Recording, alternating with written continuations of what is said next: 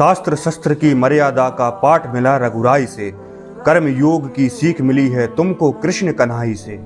भीष्म पितामह ने सिखलाया किसे प्रतिज्ञा कहते हैं, और त्याग तपस्या बलिदान दिखाकर कैसे संकट सहते हैं।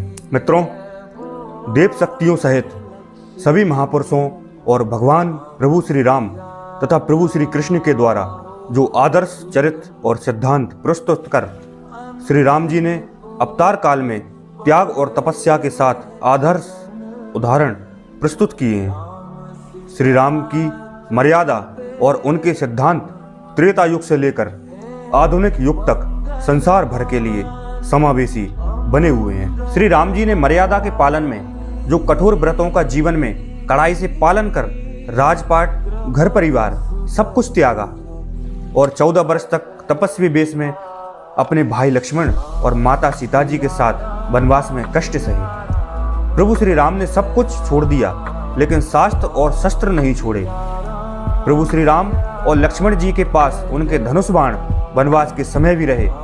उन्हें पता था कि दुष्ट और राक्षस प्रवृत्ति के लोग उन्हें जंगल में भी शांति से नहीं रहने देंगे। धर्म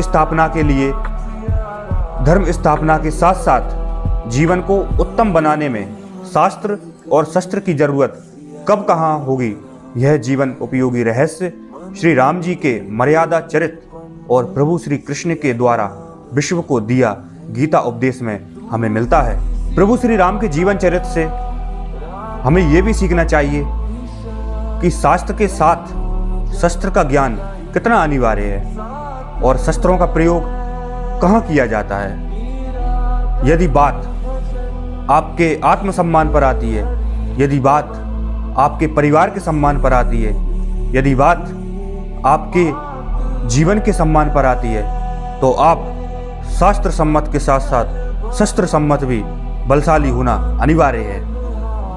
इस पर सुप्रसिद्ध दोहा श्री तुलसीदास जी ने श्री सुंदरकांड में लिखा है कि काटे पई कदरी फरई कोटि जतन को सींच, और विनय न मान खगेसी सुनु डाटे पई नवनीच।